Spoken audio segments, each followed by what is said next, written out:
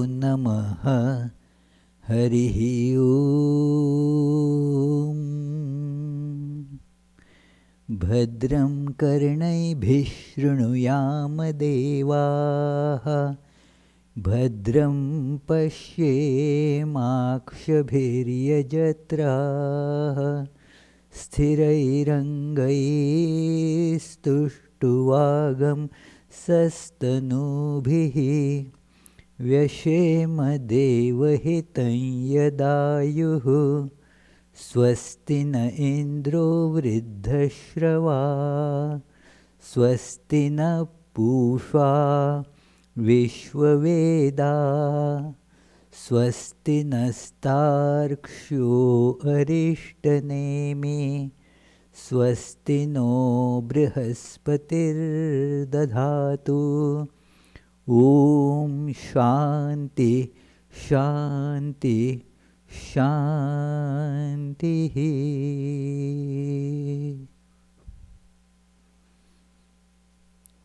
May we hear with our ears what is auspicious. May we see with our eyes what is auspicious. May we think with our minds all the auspicious thoughts.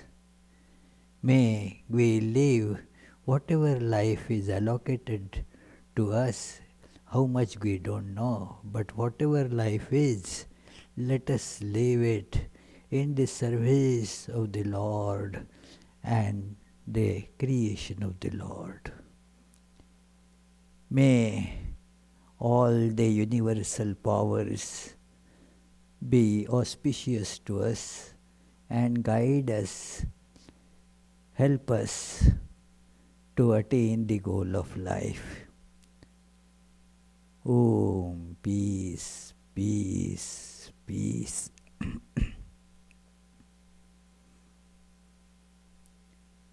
Om Brahma me tumam, Madhu me tumam, Brahma meva Madhu me tumam, Brahma me dhaya, Madhu me dhaya, Brahma meva Madhu me dhaya.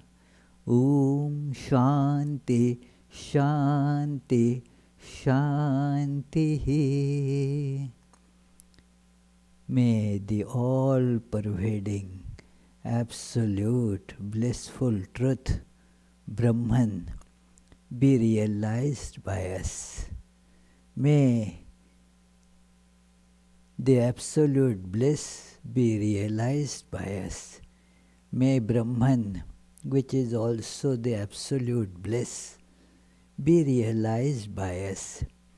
May we realize both these through the purification of our consciousness. Om, peace, peace, peace.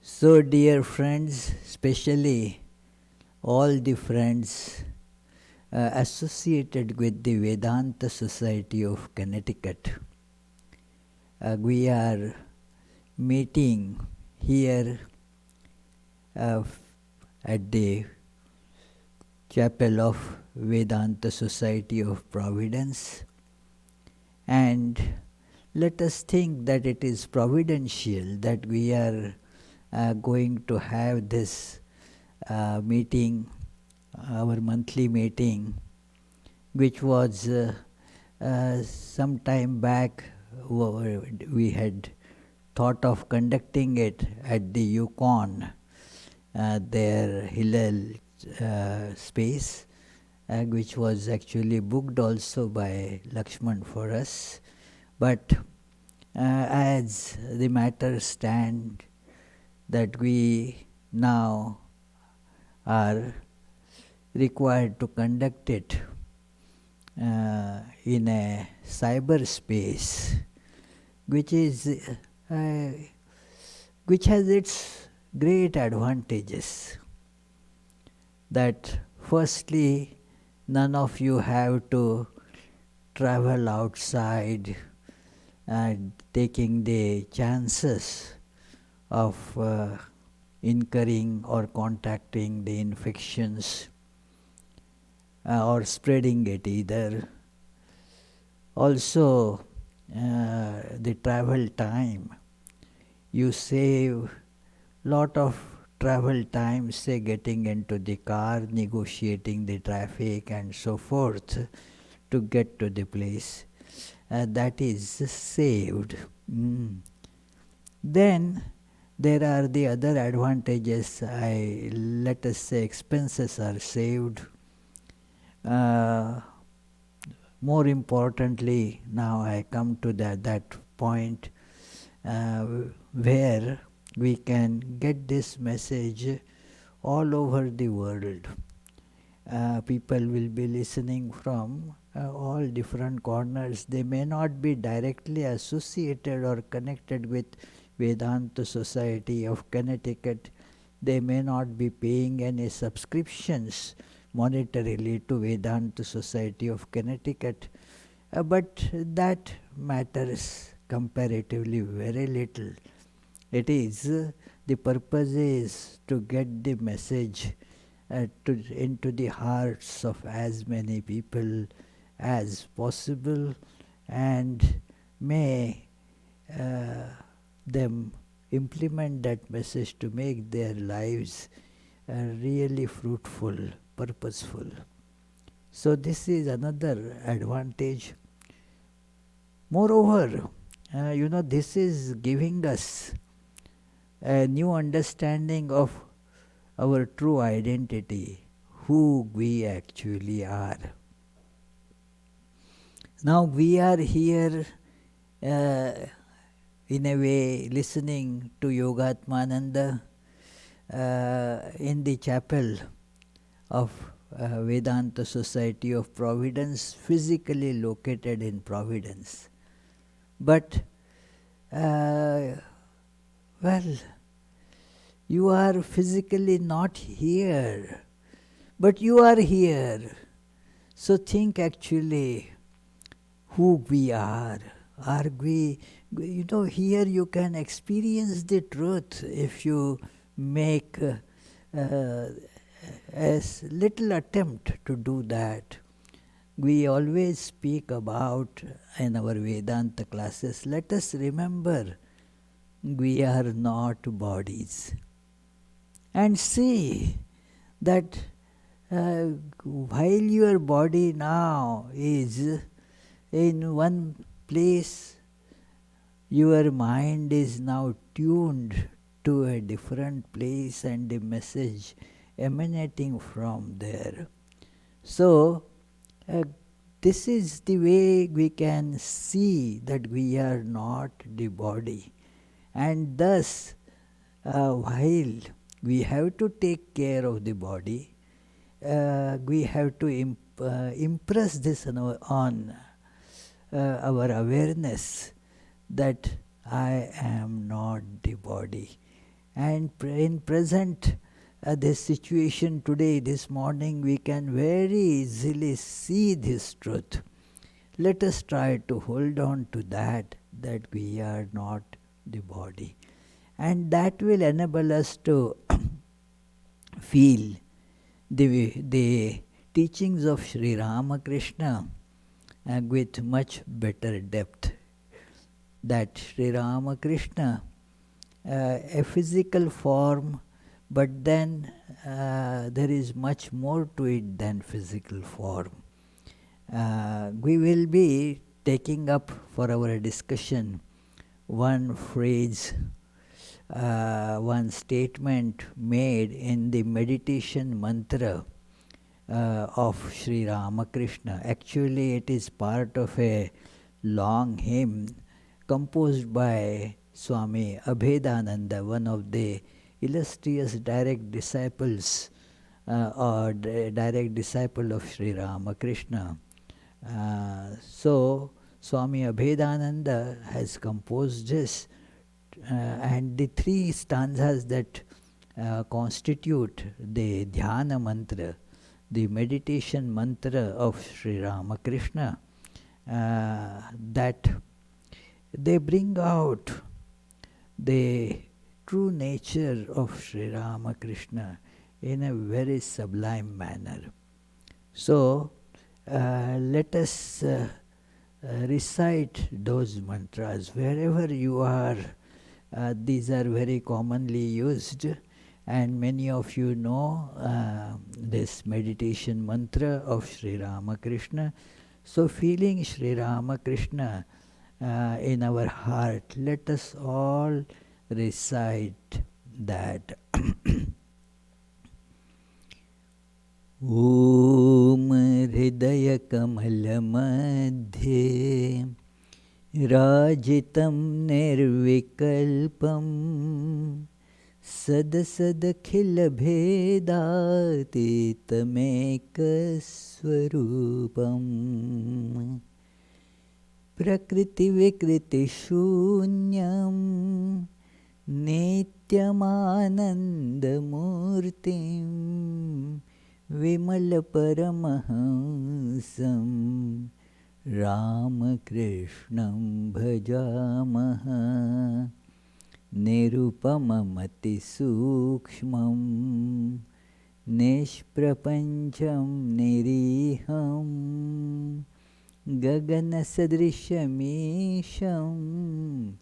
सर्वभूताधिवासं त्रिगुणरहितसच्चित् ब्रह्मरूपं वरेण्यं विमलपरमहंसं रामकृष्णं भजामः वितरितुमवतीर्णं ज्ञानभक्तिप्रशान्ति प्रणयगलितचेत्तं जीवदुःखासहिष्णुं धृतसहजसमाधिं चिन्मयं कोमलाङ्गं विमलपरमहंसं रामकृष्णं भजामः विमलपरमहंसं रामकृष्णं भजामः.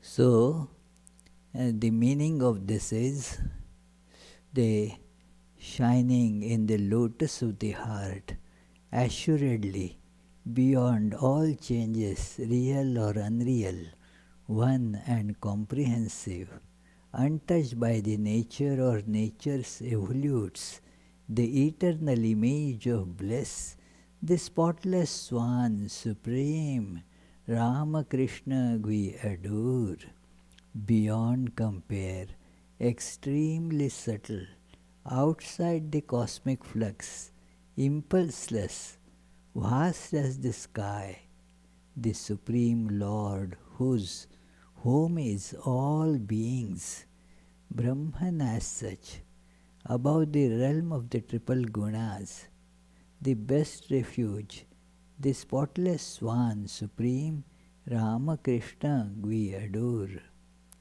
Born to spread knowledge, devotion and peace, whose heart melted with love, who could never see the world suffer, who spontaneously stays in samadhi, of tender build and filled with God's Spirit, the spotless swan supreme, Ramakrishna we adore.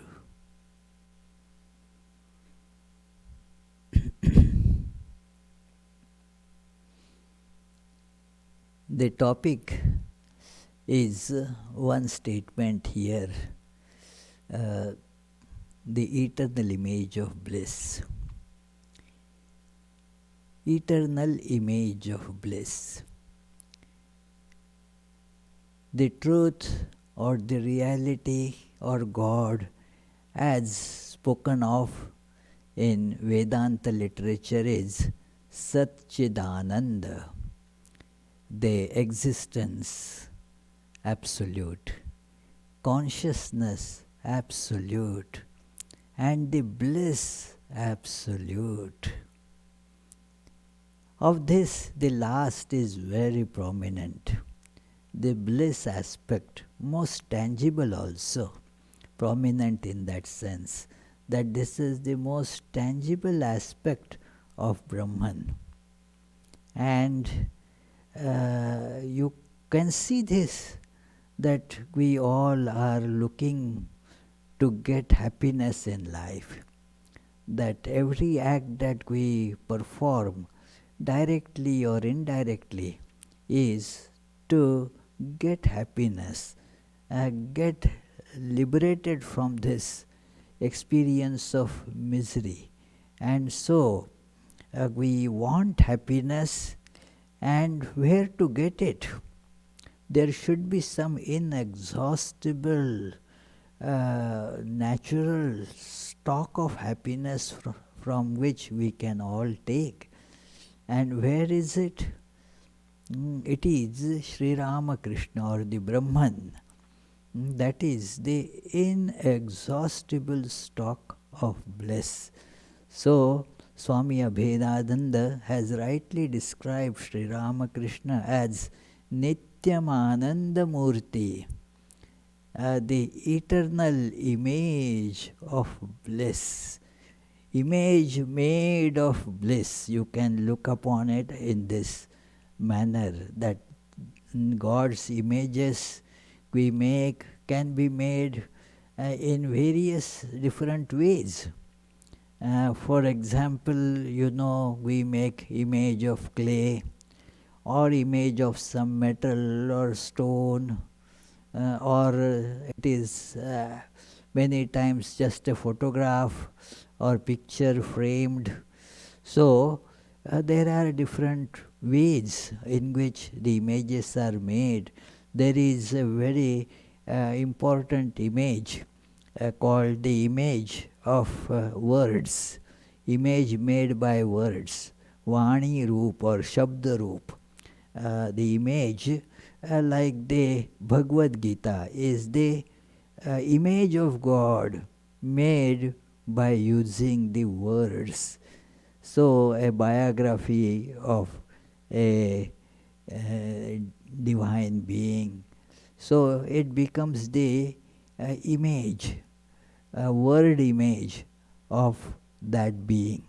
So we can see that this is in so many different ways we can understand that how the image is made. So this is the image made of bliss. Think of bliss, Ananda, as material. And then Sri Ramakrishna is image carved out of that bliss. The image is just bliss. So when we approach Sri Ramakrishna, we see that it is bliss. And moreover, to contrast from the bliss that we see around, this image is such that it does not lose its bliss any time at all. So, to emphasize that, it is said Nityam Ananda Murti, that it is the Nitya, means eternal. Its bliss never changes. Its bliss is intrinsic to it, and therefore it is ever present there. Sri Ramakrishna is seen as the image of bliss. Many times we get this idea that Sri Ramakrishna also must be suffering. And sometimes he was blissful and sometimes suffering, isn't it? Many who came in company of Sri Ramakrishna, close contact with Sri Ramakrishna, say that, well, we have never seen Sri Ramakrishna without bliss. always full of bliss. And for example, Holy Mother says very clearly that the moment I saw Sri Ramakrishna, a pitcher of bliss, a full to the brim pitcher of bliss is kept in my heart.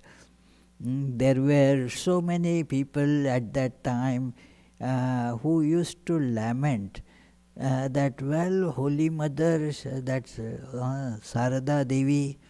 Sarada Devi is married to such a person whereby she can never now have a proper conjugal life or can never have children because her husband is a man of the divine attractions, not the human attractions.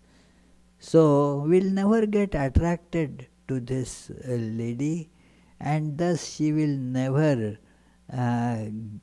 get the happiness or the contentment of having a conjugal family life and have children, so she will be miserable. Many times it is seen that the people who do not have progeny, they feel sad that, well, something is missing. If we do not find that the right family, we feel sad. Not that just lack of children, then comes the lack of good children who are worthy, they are doing well in their life. They should be very with lot of progressive material in them. Such children are looked for. One of our devotees keeps on in a complaining voice and sad face, he says that, look, I see many of my relatives, in fact all, and the friends, they have children and grandchildren, and they fill their house, and they are always seen, having playing with them and taking care of them, and thus they are happy. But look at me, my problem is that and I think that why God did this to me. So, because naturally that is the idea that people have, and so many so-called sympathizers of Holy Mother blamed Sri Ramakrishna, blamed Holy Mother's parents for giving her in marriage to Sri Ramakrishna, who was leading always the life of an ascetic, did not want any sexual connection. So they said that if he wanted to live life like that, why did he marry? See, he has spoiled the whole life of this young girl. But they did not know what stuff Holy Mother was made of. Their concerns are okay for a common person. If had Holy Mother been a very common, ordinary lady, then that concern had some meaning. But Holy Mother was not at all like that. In fact, Sri Ramakrishna had mentioned that had she not been so pure, what would have happened to me? It is how they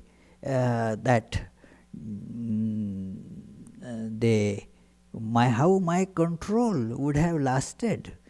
So therefore, Holy Mother's assertion in this respect is very important. Swami Sardananda says that a man can hide all his weakness from the world but cannot hide it from wife. And so the opinion of wife is very important here.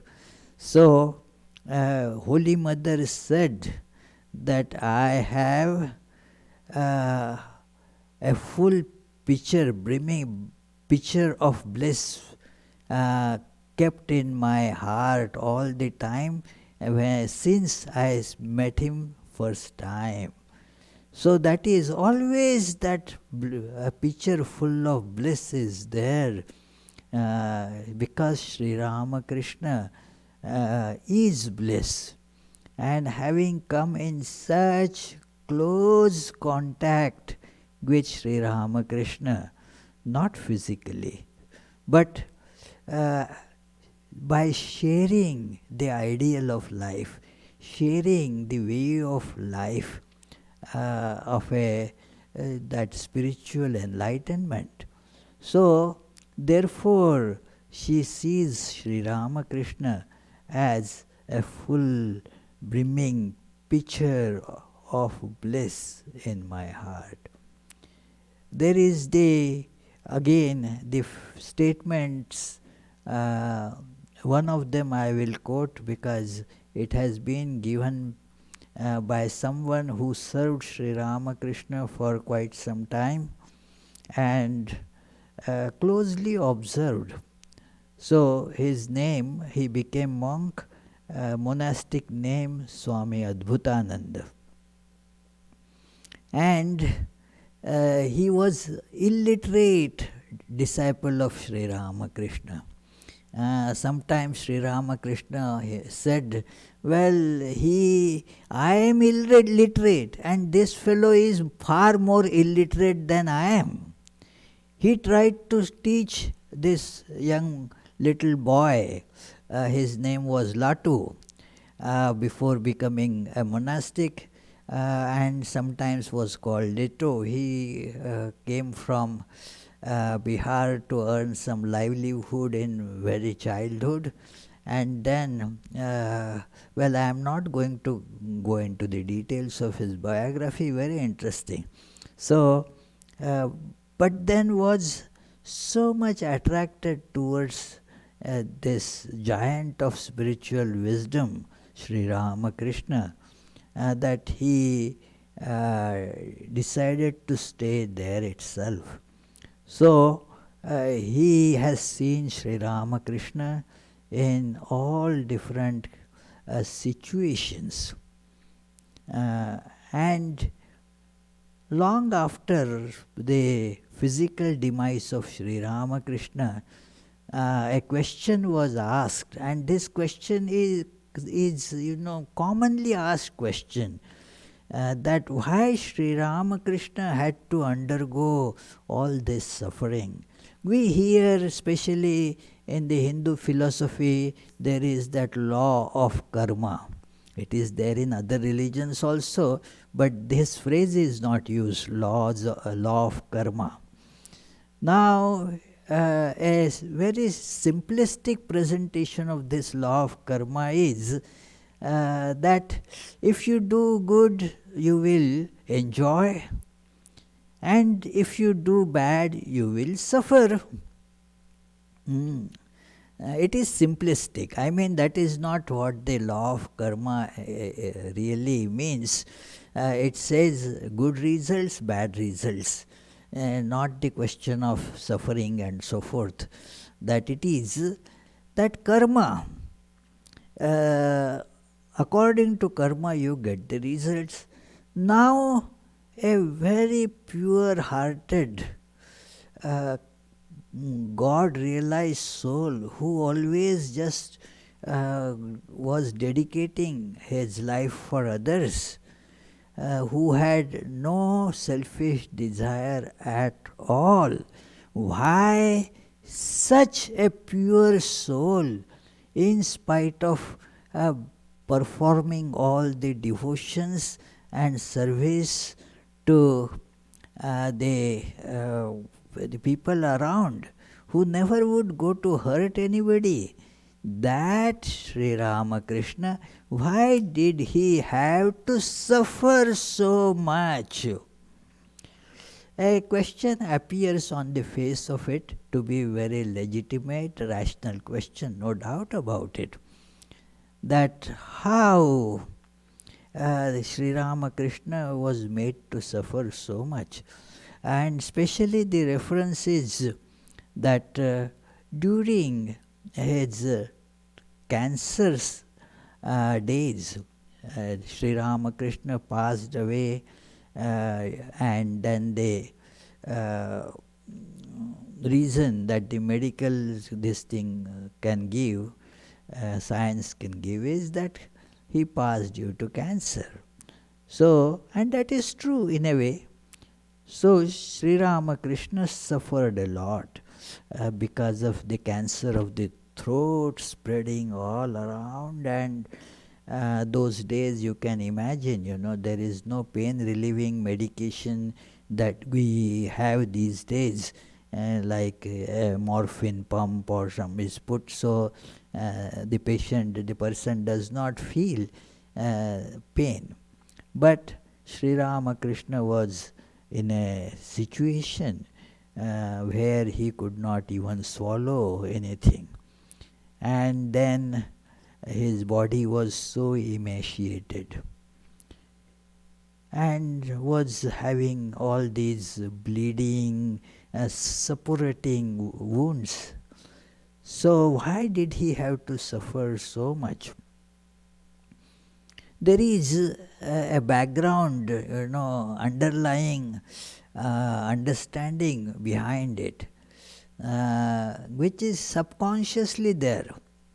That even if suppose somebody becomes such a godly person, we put in so much, say, spiritual practice and become a divine person, and then even after doing all this, there is this suffering that is, at the end of the day, if we still have to go on suffering, why then undertake all these spiritual practices and austerities and putting so much control on our natural propensities? Why should we do that?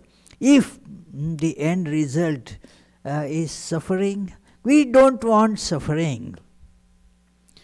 And Sri Ramakrishna, see, had to suffer so much, undergo so much suffering.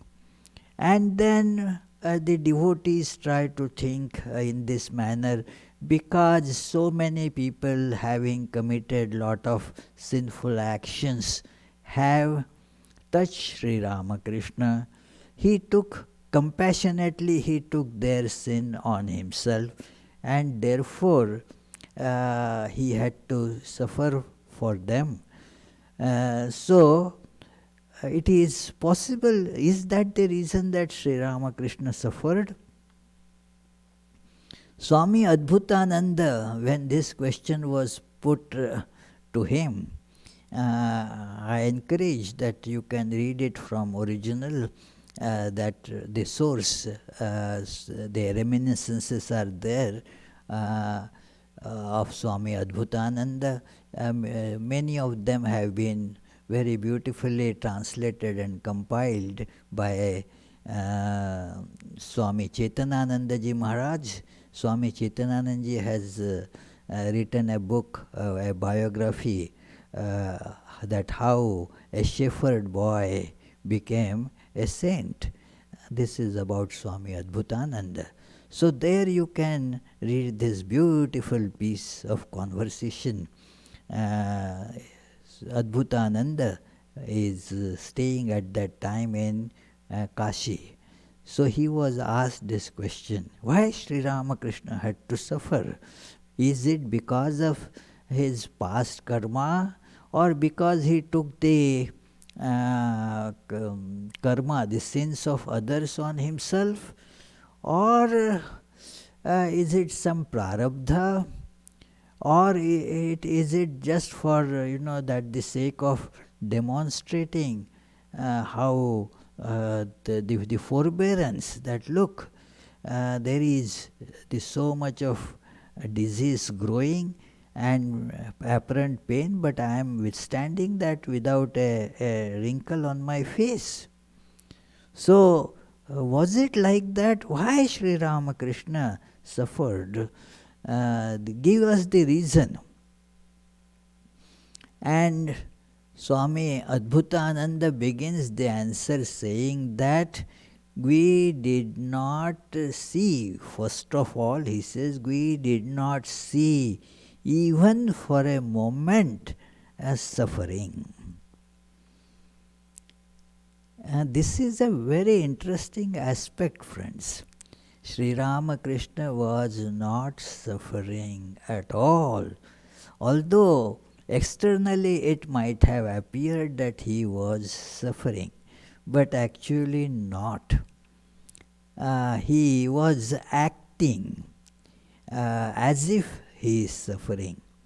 That is why their lives get called Leela or play. So in the play, there is this idea that you are playing a role, although you are not that.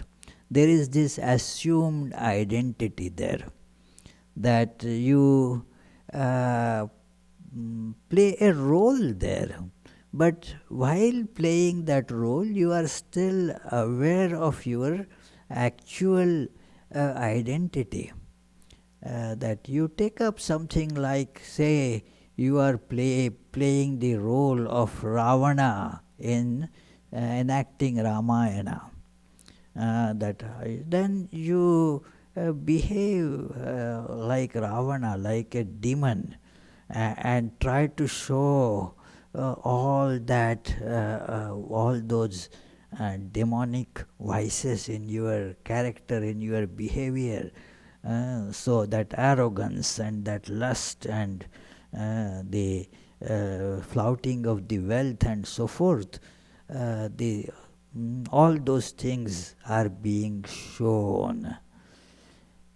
But the person, even while acting like that, is aware that I am not Ravana. I am just some John Smith. That's about it. I am just enacting this play of Ravana. So, therefore, even though apparently people would see that, oh, look, this man is taking away Sita, but actually that man knows that I am doing nothing like that. It is just the play. In the play, well, he gets killed by Rama. But actually, as John Smith, he doesn't get killed. So, as John Smith, he is just thinking that how nicely I am acting. I am showing so much of suffering without actually suffering. Do you realize the difference? That it is just an acting of suffering without actually suffering. So, Sri Ramakrishna's this true nature was caught by Swami Adbhutananda and so many wonderful disciples living around him all the time. That here is Sri Ramakrishna in this drama, and here is Sri Ramakrishna in his true nature. So it is, the true nature was bliss, always in bliss. We are happy, blissful someday, not that good some other day.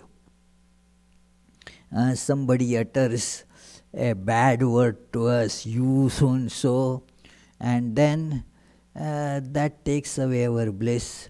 we keep on worrying about it for the remainder of the day, cursing that fellow, and thinking, well, that person should be taught a good lesson. So we think like that. Certain people that we feel very annoyed at times. Like one, I was so amused that that person said to me on phone that, well, the other person that he or she was with, the very presence of that person is so annoying and irritating. And that person doesn't have to do anything special, just the presence is so annoying. So, that annoyance is just the kind of nature of that other person, according to the one who was narrating to me, get disturbed whenever that person is around. So, like that, we also feel sometimes disturbed, annoyed, and the bliss is gone at that moment. Are you happy at that time? No, no, I am not happy. Some bad news comes and then our happiness goes away. It is, well, I had so much of money invested in the stocks of this company, and then the stock just plummeted. And so when the news comes, I am unhappy. It is, if they go up, I feel happy. It is funny, but that is how, but some such things make our day or mar our day. That the news, the stocks have risen or the stock has fallen down, and that is enough to well, make my day or mar my day. It is, I am not always happy. A happy news momentarily makes me happy, but that moment goes away and then I am not happy anymore.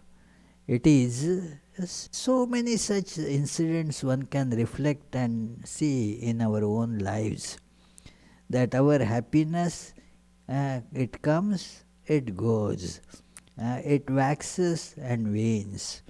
So we are not nitya happy, not eternally happy.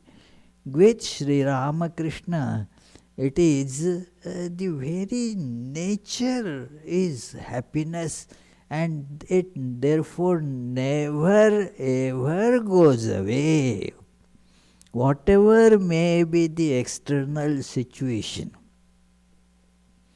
It is, there are so many examples that would make people, unhappy. Sri Ramakrishna was terribly suffering from that, dysentery. That incident has been given in his life, Sri Ramakrishna and his divine play, that Sri Ramakrishna was having so many times he had to go to pass the stools, and so it was therefore decided that that was the way the latrines could be made that those days, that a pot of a lot of earth and sand mixed would be kept in the room where Sri Ramakrishna was staying, and his the colic in the stomach would sometimes would get intense. He has to immediately sit on it and then pass the stools.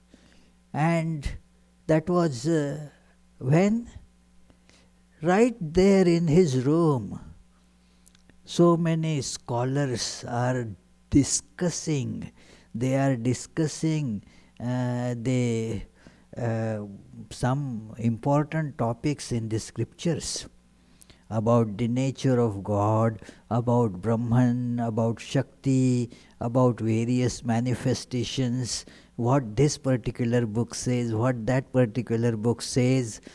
And Sri Ramakrishna was listening to their conversations and from time to time get into that samadhi. That is his nature. Think of God, and he is at that thought. He would just forget his being caged in this little human body and would see that he is divine, he is God, merged into that divine awareness. And this was while so many scholars sitting there. Sri Ramakrishna would participate in the discussion also, and then put a point in such a way that everybody would spontaneously agree to that is the solution of that situation, that problem. So, and there was always that bliss on his face in spite of this condition. So, very educative for us, that in whatever situation Sri Ramakrishna is, his bliss did not get tarnished at all, ever full of bliss. Sometimes being sick, to make the acting real, he would complain, "Oh, I have got pain, what can be done? Please, can you call the doctor?" It is like an ordinary person would do. Once, it's a very illustrative incident. That whole narration in the Gospel of Sri Ramakrishna is worth reading many times over. That he fell down near the railing. He was in that state of divine mood, and there was Rakhal, who later became Swami Brahmananda, with him to take care of him. But then somehow Rakhal could not hold him at that moment, and Sri Ramakrishna fell down and broke his arm. And so the doctor had to be called, and he put that hand in a plaster and a sling. And so Sri Ramakrishna would tell everybody, "Hey, look how painful that situation is." And that doctor, he didn't have any mercy. I was screaming still. He bent that hand and put that plaster like that, and see how inconvenient now it is. He was showing to everybody, "Look, I fell down, and then this has happened. It is so painful." Rakhal was trying not for Sri Ramakrishna not to tell this.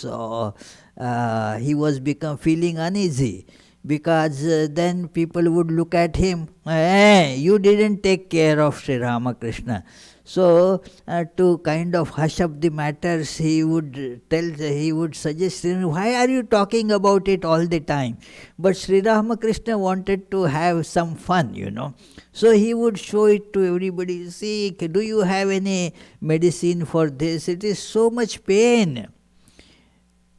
But one disciple sees through all this game and then said, "You are not having any pain. You are in bliss. You are just acting up."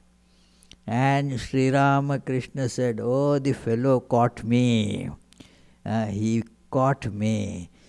Like an actor on the stage, weeping and wailing and crying in pain.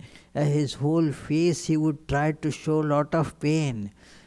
But somebody who knows him very closely and is seeing that there is this other person behind who is actually enjoying this nice acting. There is no pain actually there. So, Sri Ramakrishna is bliss itself, can never change to suffering at all actually. Always ever full of bliss.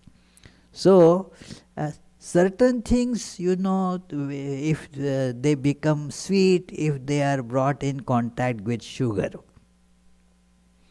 like you drink your coffee, and if you want sweet coffee, you add sugar to it or some artificial sweetener these days. So you add sugar and then the coffee becomes sweet. The more sugar is added, the sweeter becomes the coffee. No sugar, no sweetness, it tastes bitter. But these changes come to the taste of coffee because of its contact with sugar.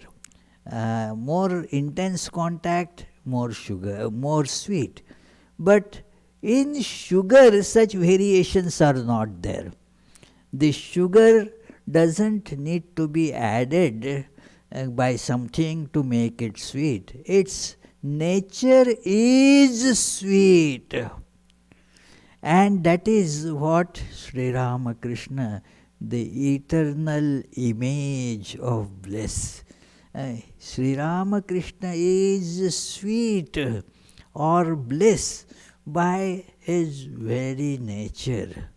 That he is, as we started that chanting, Hridaya Kamala Madhye Rajitam Nirvikalpam. That is the first line of this meditation mantra of Sri Ramakrishna, seated in the lotus of the heart and free from all attributes, nirvikalpam. So, free from all these different epithets, different attributes, Sri Ramakrishna is there. Sadasada khila bhedatītameka swarupam. Beyond all the relative existence, non-existence and all such things, all relative contradictions or paradoxes are transcended there. Beyond them is in that territory where it is everything is just harmony, just one synthetic total awareness. So, in that state is Sri Ramakrishna. So, this is how one should meditate, that Sri Ramakrishna in my heart. Sri Ramakrishna is pervading my whole being. In heart means it is an interesting idea, friends. Sri Ramakrishna is in my heart means where I am feeling this ego or I. In that place we have to put that Sri Ramakrishna. It is Sri Ramakrishna. Let that Sri Ramakrishna, that blissful image of Sri Ramakrishna, let that be enshrined in my awareness. Heart is described. It is not a physical heart, the pump that, a circulator pump that circulates blood everywhere. And that is one heart. But here the meaning of heart, and that you will see it is used in the scriptures, this word heart, mainly with this technical meaning, that it is the seat of consciousness. And on that seat is seated Sri Ramakrishna. So Sri Ramakrishna is identical with my true self, I. It is Sri Ramakrishna. Sri Ramakrishna is the reality of the whole world also. And that is of the nature of bliss. Nityam Ananda Murti. Now just imagine, in that situation, can one be ever unhappy then? Think of it.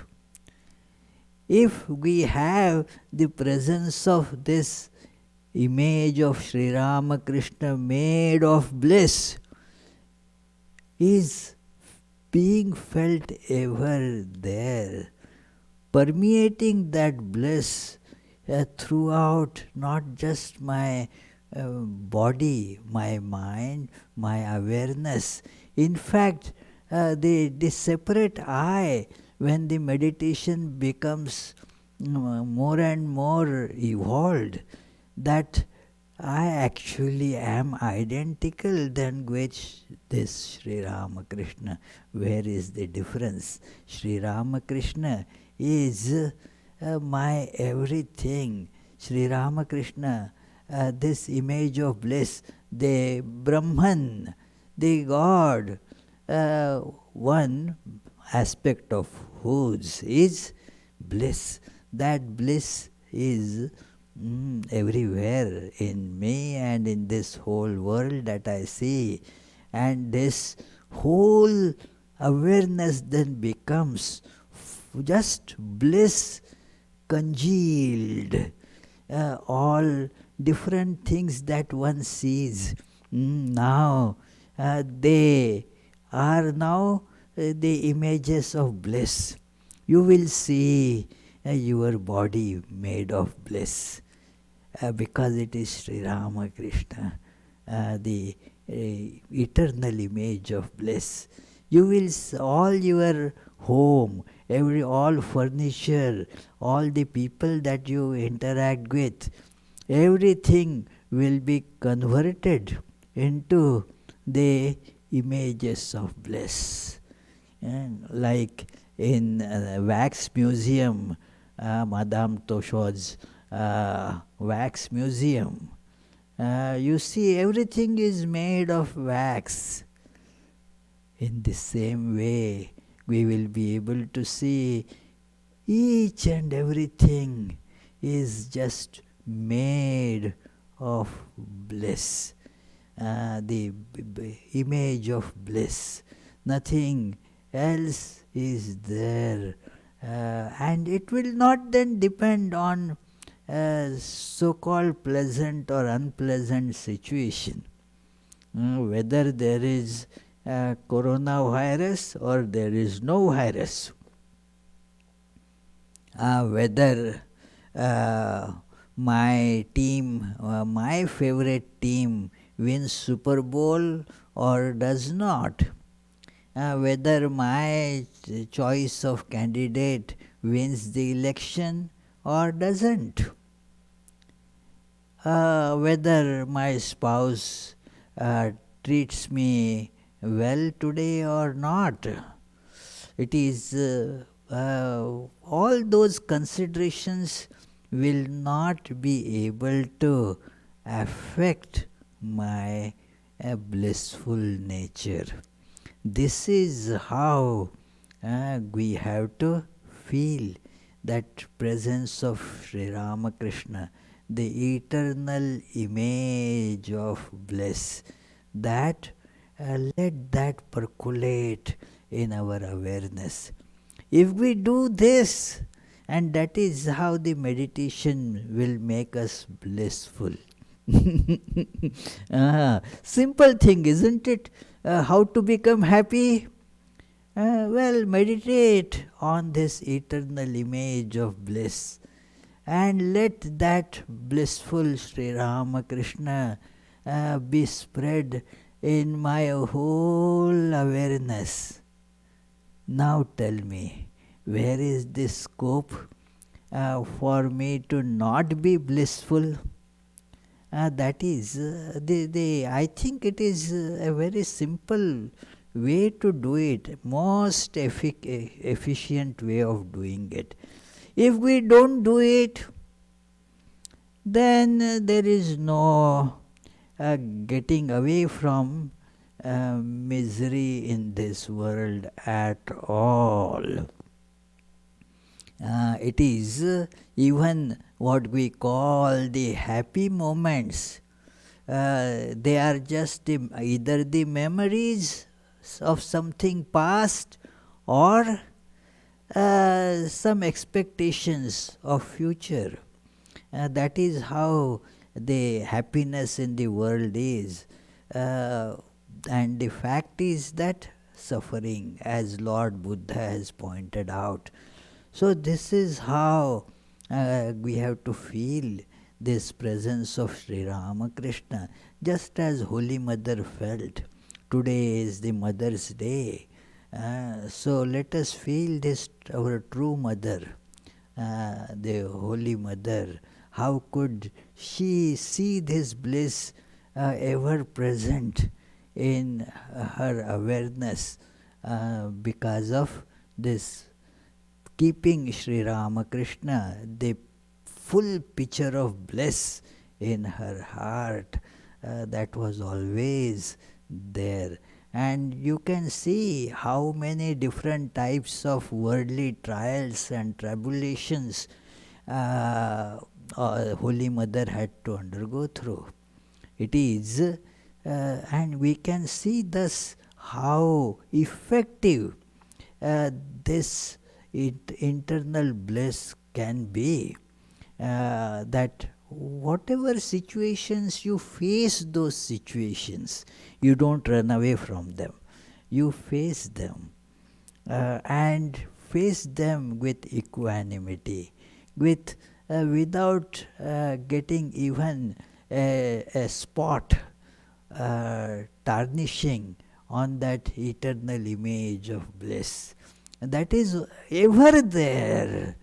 And with that, we then interact with this universe. So this is the great idea that we learn from Sri Ramakrishna's life, Ananda. Ananda. Otherwise it is Priya and Apriya. How our life is, as beautifully described by Chandogya Upanishad. It comes at the end of the wonderful dialogue which gets discussed very often in Vedanta studies. The episode of Indra and Virochana approaching Prajapati for the knowledge of this self. And that self is ever peaceful and blissful. So that self they want to arrive at, and that story reaches. I am not going to tell the details of that, but the last statement that comes there when Prajapati is telling Indra that, look, Indra, that sharire vavasantam na priya priyayoho apahati asti. A great statement, friends, that if we are attached to the body, if we are identified with body, then na priya priyayoho apahati asti. There is no cessation of attacks of something I like and something I dislike, liking and disliking. And that creates so much of torment, getting caught into like and dislike. Why should it create torment?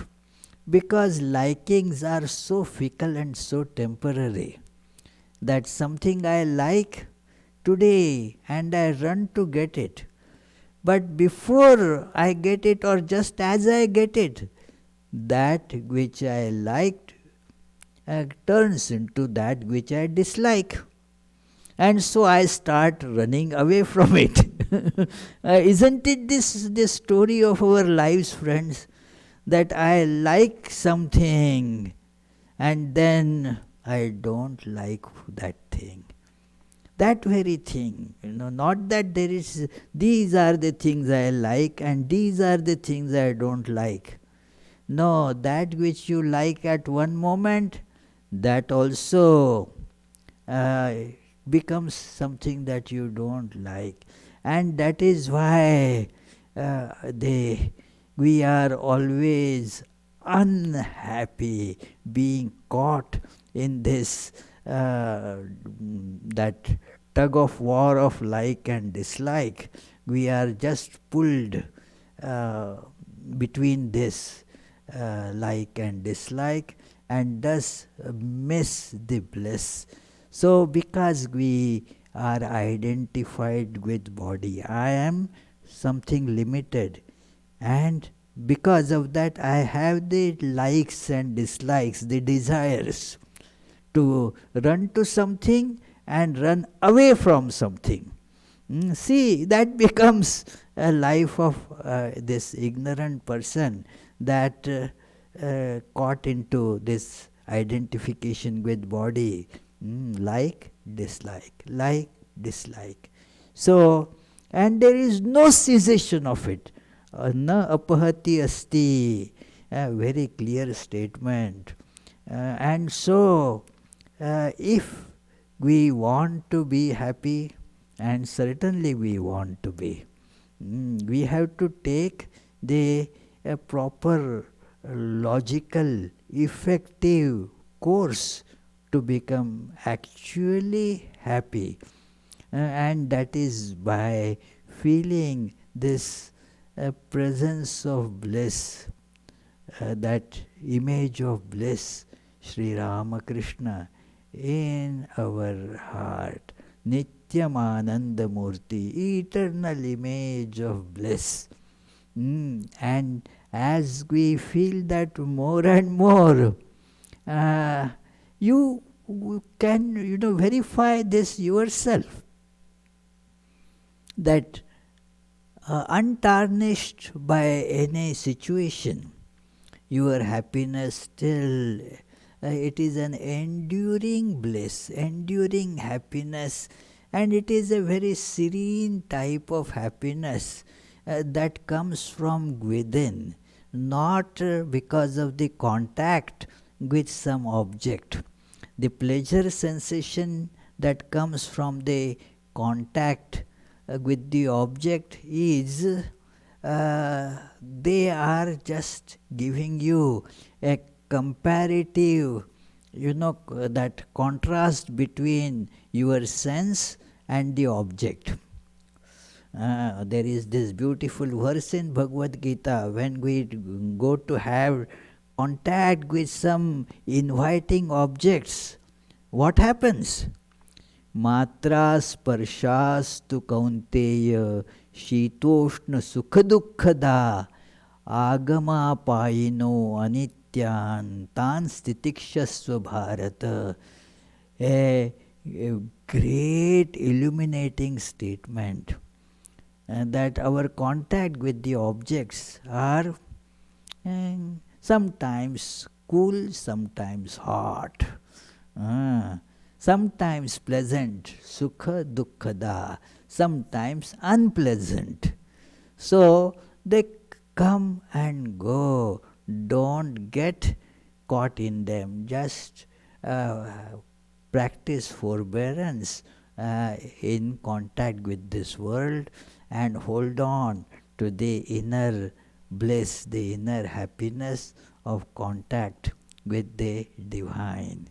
So this is the topic that I wanted to discuss today. Of course, I am sure that you have many comments and questions and all these other things that you want to say. So my salutations to you all.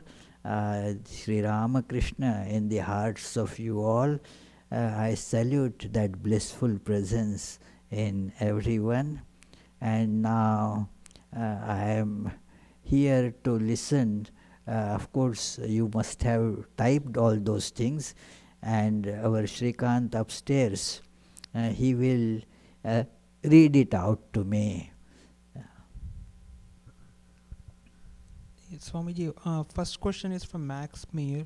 From? Max Meyer, first question is... Max? Yeah. Max Meyer. Applying the discrimination process onto the charioteer himself, it seems that he is also an impermanent appearing object connected to this body-mind complex. Is that so? And is the soul the observer of all this? And who is aware of the observer? Can you repeat the question again? Applying the discrimination process onto the charioteer himself. Charioteer, okay, yeah. It seems that he is also an impermanent appearing object connected to this body-mind complex. Is that so? Yeah. And is the soul the observer of all this? And who is aware of the observer? Well, see, it is this process of this charioteer is described there, that how a person is traveling. So, while in ignorance you travel it from ignorance to knowledge. So, there you think of you as soul. In that example, as it comes in Kathopanishad very beautifully, it is described that Atmendriya Manoyuktam Bhokte Tyahur Manishinaha, that the one who is identified with his chariot and the horses and the one who is carrying this buddhi. So, the one who is the traveler is the one who has all these things, like the intellect. That intellect is supposed to be the one who is the chauffeur, the charioteer. And then the one who is traveling is the soul. Now, this is the apparatus and the soul. They are identified in this. And therefore, one has to separately learn to see them. Now this question comes then, the charioteer is not the observer in that sense. Charioteer is observed by the conscious soul. The buddhi that is described there as charioteer, the intellect, is basically inert. It is not not self-conscious. It is because of the contact with this soul, which is a reflection of consciousness. It also now appears to be conscious. So, it is like the reflection of sun in a pool of water.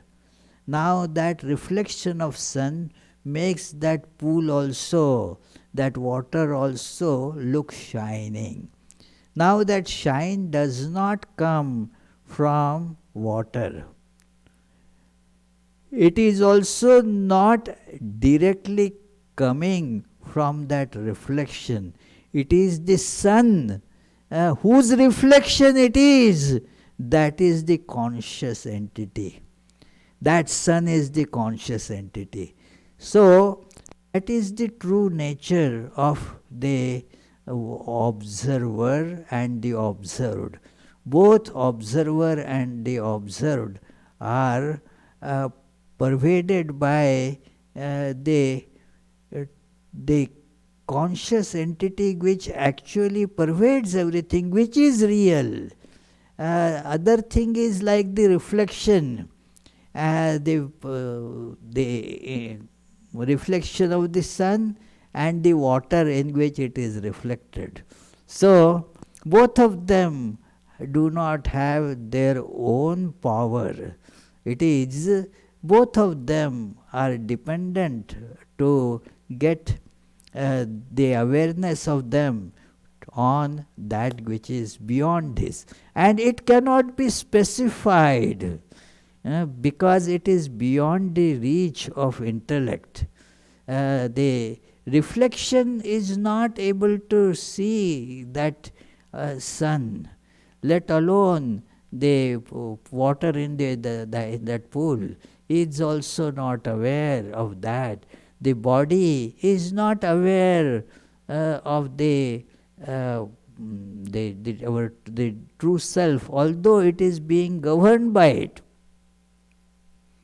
So the charioteer is this in this journey is a travel from ignorance to knowledge. So the whole process actually is a travel in illusion. It is not a travel in reality. It is the travel in apparent reality. Actually, nothing has happened. One never actually becomes many. That which is knowledge itself never gets caught in ignorance. But in ignorance it appears that as if this I and this world is there. This just disappears as the knowledge dawns. This whole chariot, horses and all this variety just disappears.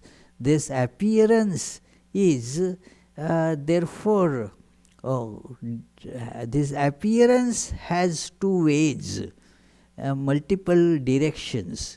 So two ways means one broadly classified as getting more and more entangled in ignorance, and the other is getting freed from ignorance. So this is the getting freed from ignorance. Both are, ignorance, as Sri Ramakrishna would say, the binding Maya and liberating Maya. The Maya of ignorance, avidya Maya, and Maya of Vidya, the Maya of knowledge. So this all has the charioteer, the soul, and all these are the traveler, they are all reflections. This journey is in ignorance. Actually, you do not go anywhere. You realize that you always are this bliss. This whole thing was just a projection in ignorance from you. Yeah. Next question is from Beth Willis. In addition to meditation, what can one do to cultivate feeling the bliss of Sri Ramakrishna in the heart? Yes, in addition to meditation, one has to try to connect that meditation to all the actions that we do. Here I understand by the words of Beth that what she means is meditation, say sitting in the shrine and feeling the presence. Now, when that meditation is as such over, now let that meditation continue in different forms. Means like when you are taking care of someone, feel that there also this meditation continue. Still feel the presence of the bliss in your form and the form of somebody or something that you are working with. So this feeling has to be kept continuously in everything that one tries to do. And therefore there are ways described to intensify it, like the yoga of action, yoga of devotion, yoga of discernment, and so forth. So all these are really the helpful things to make the meditation deeper and unbroken, continuous. Okay, another question from Asit Tiwari. Respected Maharaj the divine bliss and happiness of Thakur Ma Swamiji radiating from your face fills our heart with joy and divine communion. Please bless us all that we also attain bliss and kripa. Well, this is not a question, isn't it? Well, my best wishes to everyone.